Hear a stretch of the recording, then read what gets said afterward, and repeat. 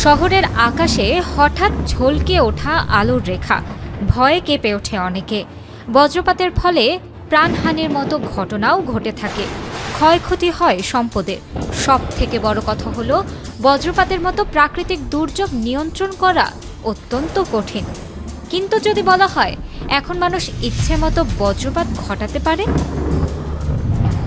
জাপানের Nippon Telegraph and telephone corporation বা entity বিশ্বের প্রথম ড্রোন ভিত্তিক এমন একটি সিস্টেম তৈরি করেছে যা বজ্রপাত ঘটাতে এবং তার দিক নির্দেশনা দিতে সক্ষম।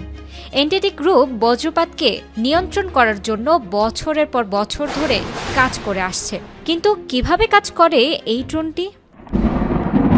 2024 সালের ডিসেম্বর থেকে 2025 সালের জানুয়ারি পর্যন্ত শিমানে প্রিফেকচারের হামাদা শহরের কাছে পরীক্ষা চালানো হয়। সেই পরীক্ষায় বিশেষভাবে তৈরি করা এই ড্রোনকে 300 মিটার উচ্চতায় উড়ানো হয়।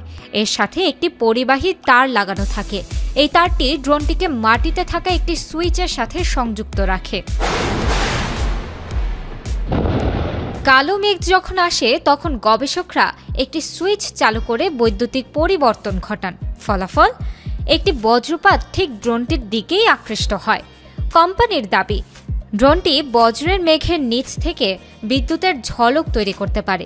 এটি কারো ক্ষতি না করেই বজ্রপাতের ভয়ঙ্কর শক্তি ধরে রাখতে বা নিয়ন্ত্রণ করতে পারে।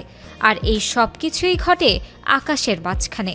এই বজ্রপাতে ড্রোনটির কোনো ক্ষতি হয় না, কারণ এর ছিল বজ্র প্রতিরোধী এক শক্তিশালী সুরক্ষা স্তর।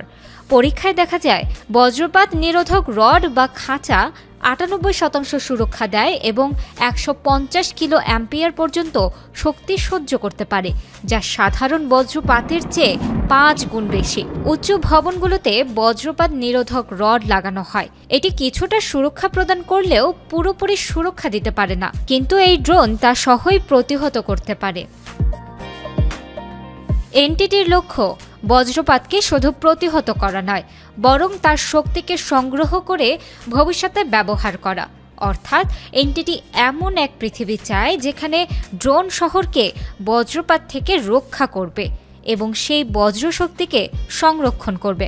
তারা তাদের ড্রোনের মাধ্যমে কিভাবে বজ্রগর্ভ মেঘ পর্যবেক্ষণ করতে, বজ্রপাত ঘটাতে এবং তা নিরাপদ স্থানে পরিচালিত করতে পারে তা অনুসন্ধান করছে।